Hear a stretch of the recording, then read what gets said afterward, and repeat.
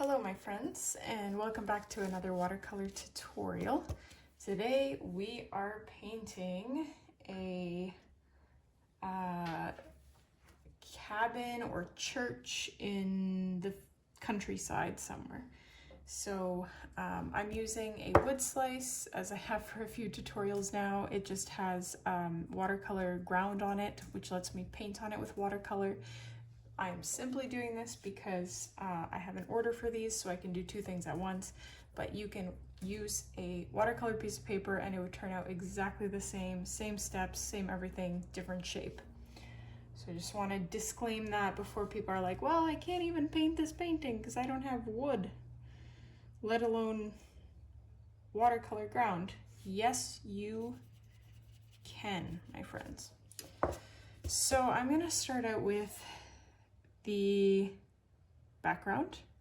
I'm going to kind of go at an angle, paint downwards like this. And I've just picked up, you can do blue, like some version of blue or green on your paintbrush, because that's going to be our mix of colors that we use for this. And I tinted it simply so I could see where I've painted already. On a watercolor piece of paper is actually quite, I wouldn't say easy, but it's easier to tell what you've painted on compared to this. Might have something to do with the absorption of this medium or this background rather than a cotton piece of paper. But so I've painted that on, and now you kind of want to work quickly, so I don't want to dilly-dally too much with my useless conversation. But basically you're going to cover this base with different greens and different blues, mostly green but a little bit of blue, and I just tilted it upwards because I want to have this paint bleed, I guess, downwards in relation to me, but upwards in relation to the painting. So I'm doing that. Ooh, it's like a windstorm blew through here.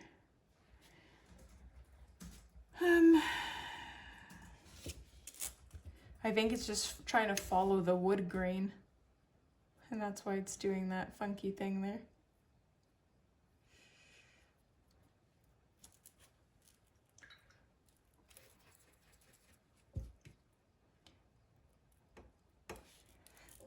Okay, I was being lazy and I wasn't mixing my colors on like separately and then applying, but I definitely should have done that, because now it's just this jumble of greens and blues that I don't like. This is not a big deal. This is just creating a base for the trees that we're going to be painting, but it's not like a make or break, so don't get too hung up on this step in particular. I painted this already without having filmed it, because I can do duplicates for this wood slice order, and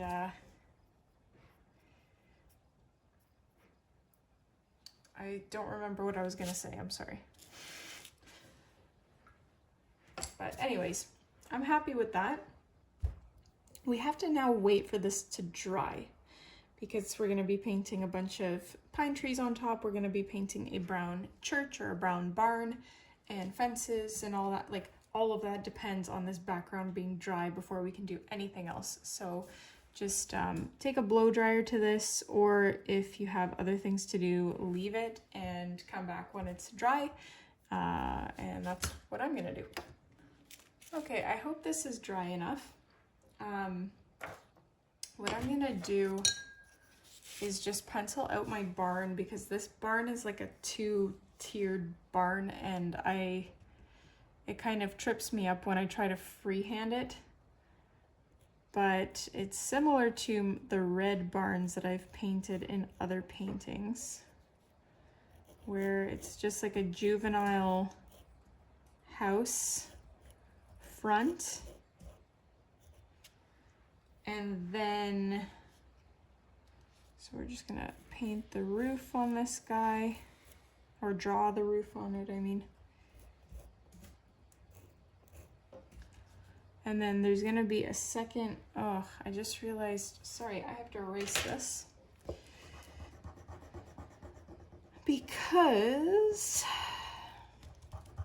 I didn't give myself enough room. Unfortunately, I erased some of the watercolor underneath. But that should give me a bit more room. So like this. Like this. Got our roof. And then right below it, there's gonna be another roof. Oops, that kind of ends here.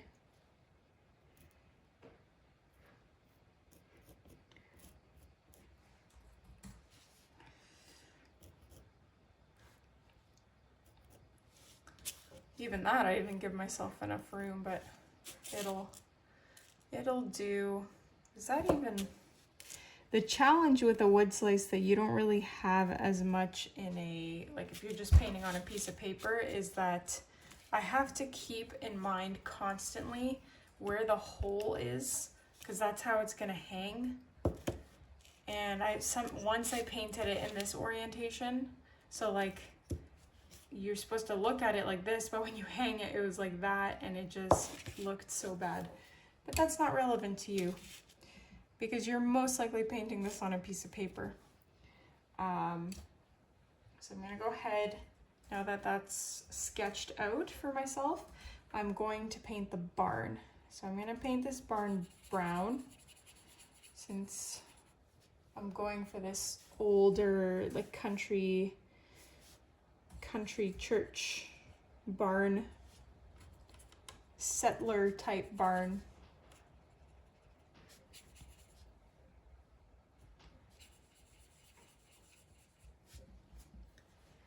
And the mistake I made in another painting is painting the roof the same color. Like the other ones were red that I was painting in another painting, and that was just chaos, not chaos, but just because I have cheap dollar store quality acrylic paint, when I tried to cover the roof that I had for some reason painted red, I tried to cover it in white acrylic paint for it to symbolize snow, or depict snow. I had to do like 3 or 4 layers with this acrylic paint.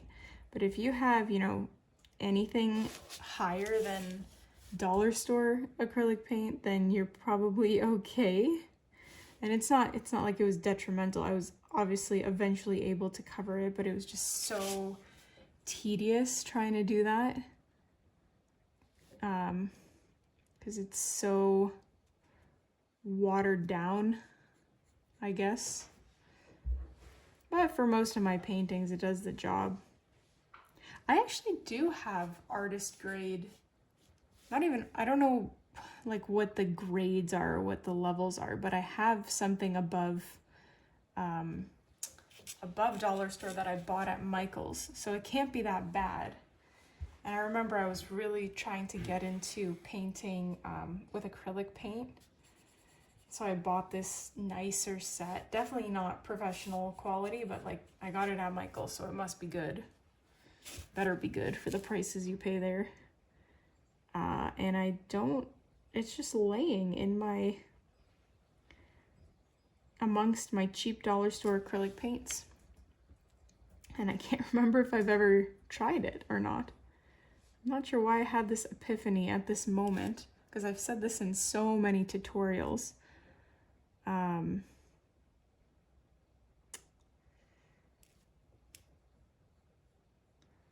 Maybe, no, I'm not gonna get up and try and dig it out for this tutorial, but For future tutorials, I will try to remember that I have that.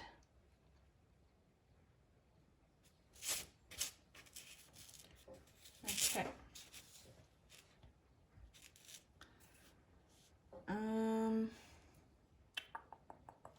The thing I want to do is make this look a little more, I don't really know how to describe what I'm trying to say. I want to change the angle of this barn so that it's receding more like this. So I do that by leaving the left the width that it is, but then tapering it further down as we go to the right. And so this part, the corner of the barn, would be the most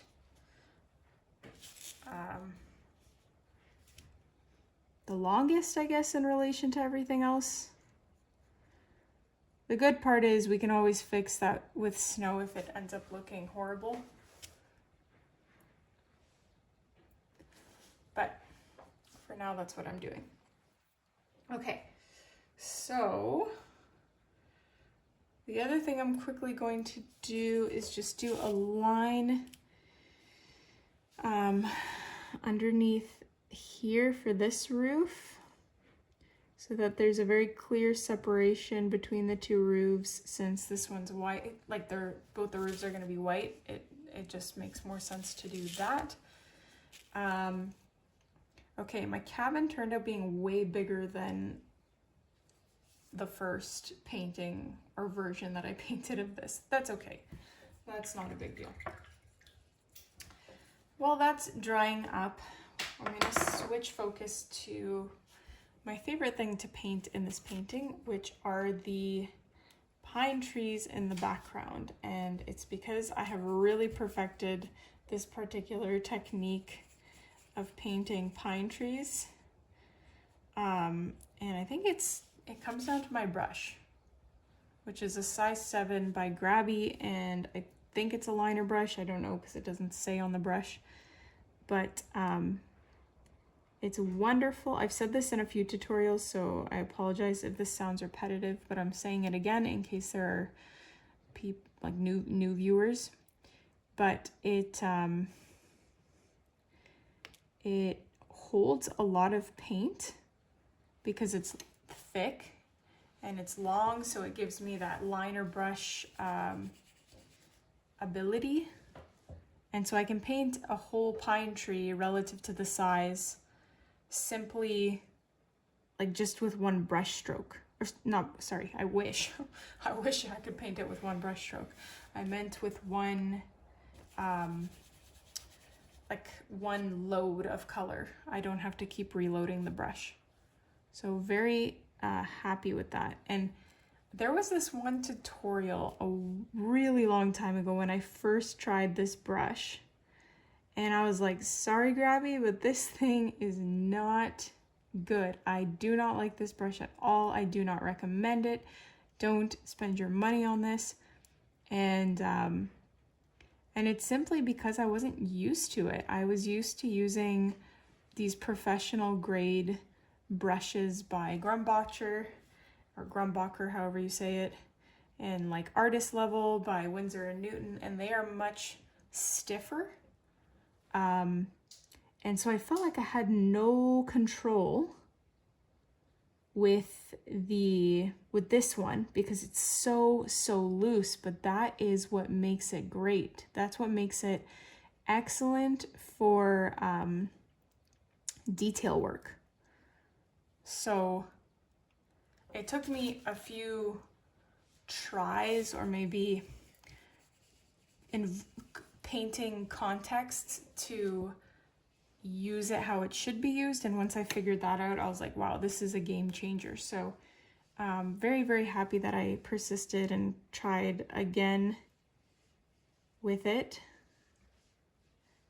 because having the right type of brush, it doesn't make you necessarily a better artist, but it certainly makes it easier for you to be a better artist. I still stand by my whole thing about using poor quality products when you're learning, because it teaches you to make the best with what you have. And because that's what I did. I used, believe it or not, there is a level down from like Walmart grade watercolor paints. And this may be totally different in the States, so like this might be completely irrelevant. Don't listen to what I'm saying.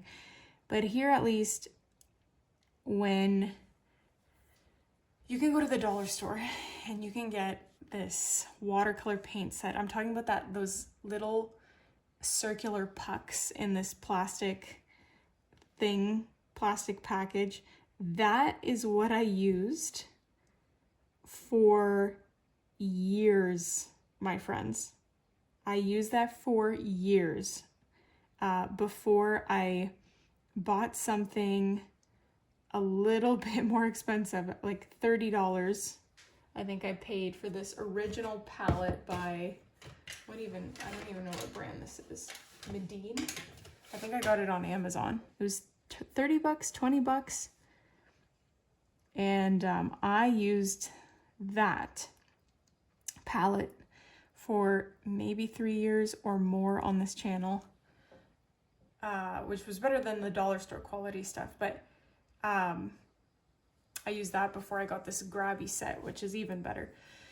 What is my point? My point is that I use this horribly, it's just very poor quality. It's very hard to paint anything because the paints are so chalky and not opaque. And like if I tried painting with those paints now, I don't know if I would be able to, but I thought that's what watercolor is.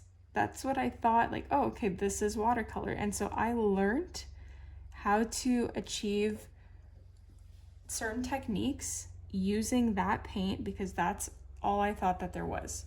And so when I got the grade higher of watercolor paint, it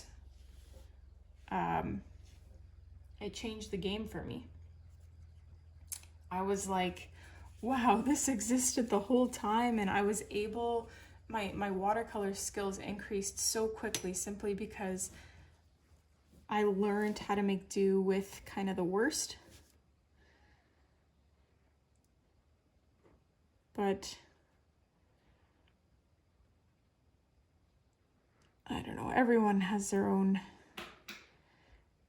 journey.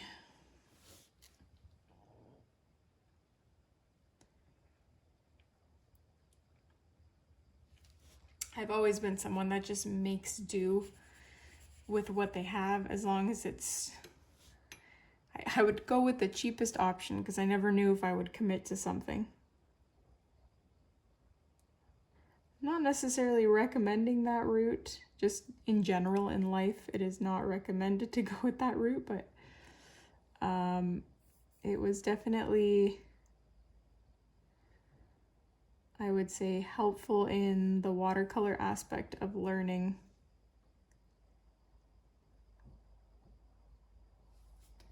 So I'm just painting on these trees. As you can see, I've switched colors now. I've added a cooler tone in there to change it up a tad.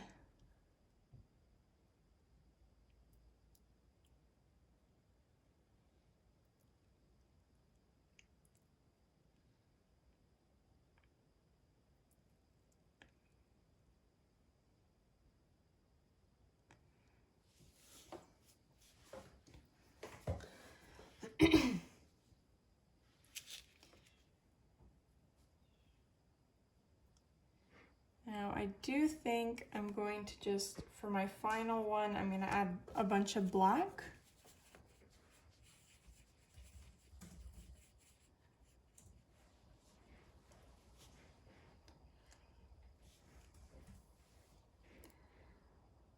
And I might have this tree actually coming down,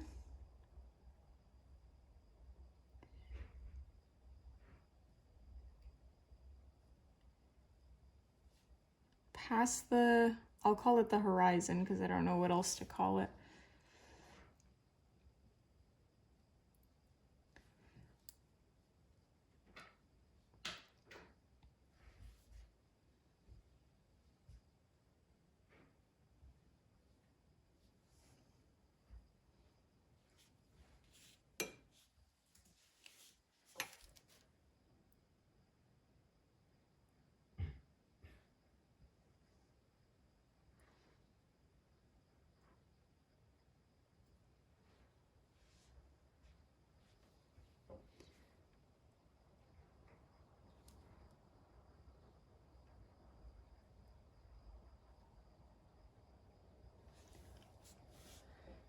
Okay, I don't want to overdo it. I do feel like I have already overdone it a tiny bit.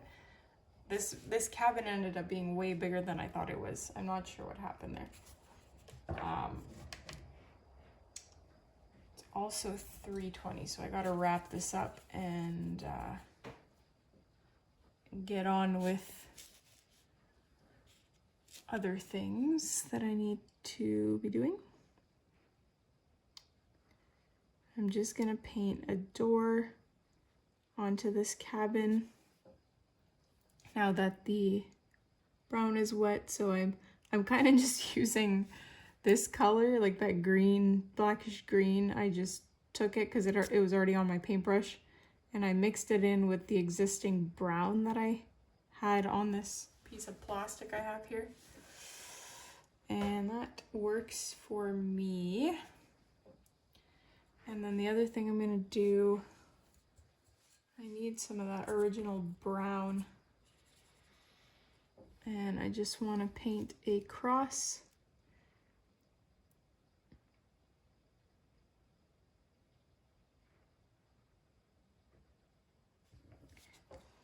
on top of my church.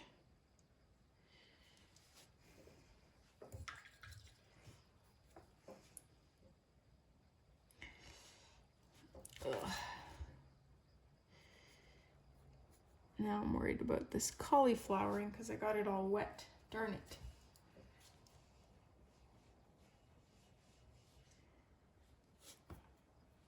Let's hope nothing happens. Okay. Where are we now? Actually, I shouldn't have rinsed my brush because I'm gonna pick up that brownish black green thing. Again, like, it doesn't really matter whether it's more black or more brown or whatever. We're painting a fence, so do whatever you want. I'm gonna have this fence tapering off here. I made this tree too close for what I wanted to achieve here. So my fence post will be here. Another one will be here.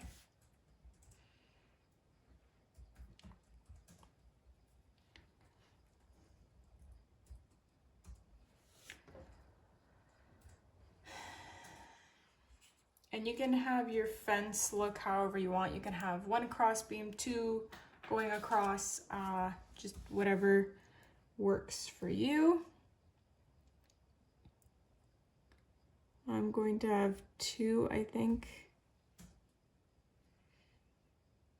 And I'm intentionally trying to make them more like abstract and just rough looking.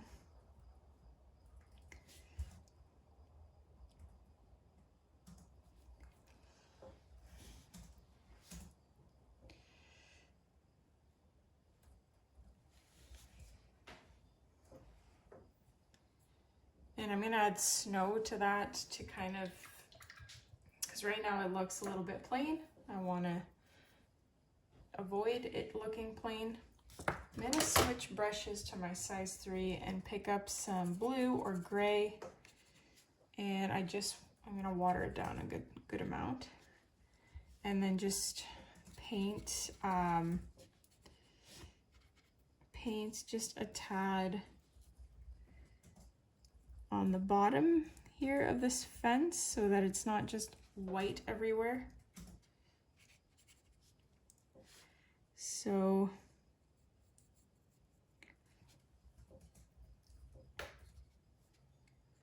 there's no real plan to how I do this particular part. I want to break up the white because there's so much of it. And having these little blue shadows kind of gives it the impression that there's snow frozen on the ground or some variation of that. But we are still going to use acrylic paint and add snow. So why does this look so plain to me? Something looks really plain. Maybe it's because we haven't added the snow yet, but I'm just picking up black and I'm gonna add little grassy strands.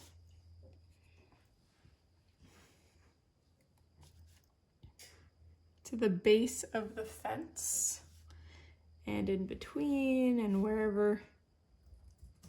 I just don't want, it looks plain to me and I don't want it to look plain, so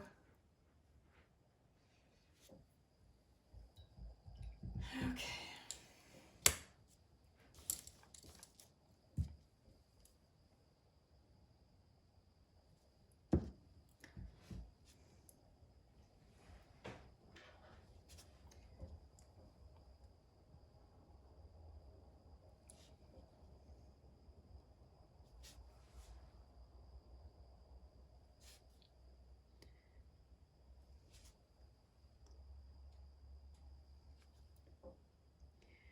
So here I'm picking up, I picked up white acrylic paint and I'm just painting the base of the church with it.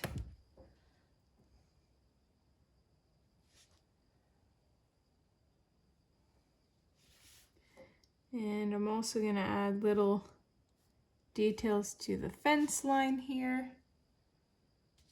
I'm gonna quickly switch to my liner brush to add these smaller details. Just plop a bunch on the fence posts.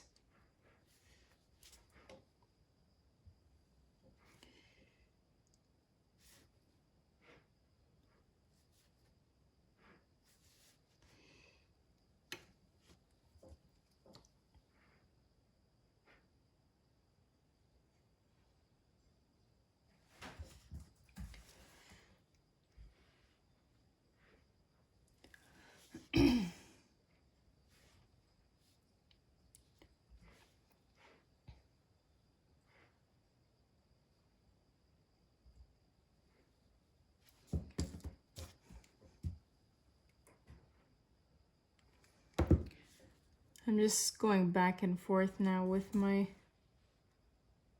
two brushes depending on what detail I want to paint. Because one gives me the freedom to be a little bit more precise in my brush strokes. I'm just gonna squeeze this white acrylic paint onto my thing here instead of constantly shaking the bottle.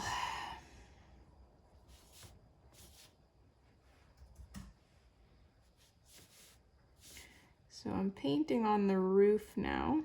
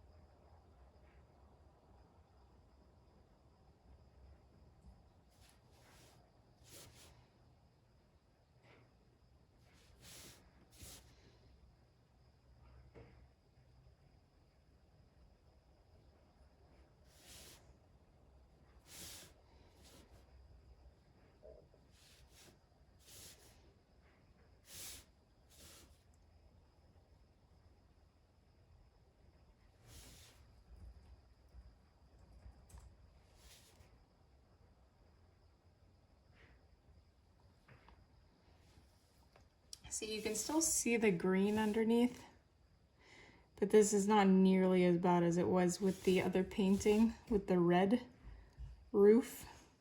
Or like, it's supposed to be white, a white roof, you know, depicting snow, but I accidentally painted it red, so then I had to paint white over it, and yeah, it was bad. So many layers of acrylic paint. But that looks pretty good, I would say. So the last thing that I think will just kind of break up some of these solid colors everywhere is splattering white acrylic paint across this. Now, it has been a hit and miss for me, this splatter thing recently. In my last painting, I got so frustrated that I ended up just manually applying them. But see, I don't know, guys. I don't know. And then sometimes it does that, and that is the most frustrating thing for me.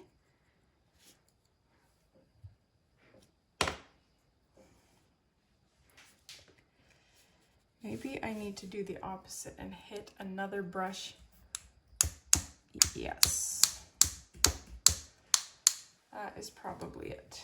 Instead of hitting the brush with the white against a brush, hit another brush against it.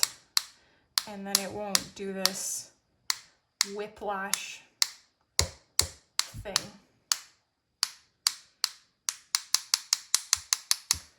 So now it's like a little winter wonderland.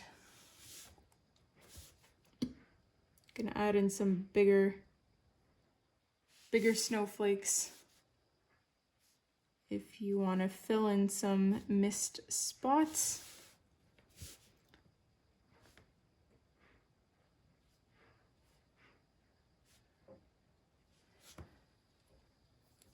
But I'm pretty satisfied with that. So let me know what you guys think.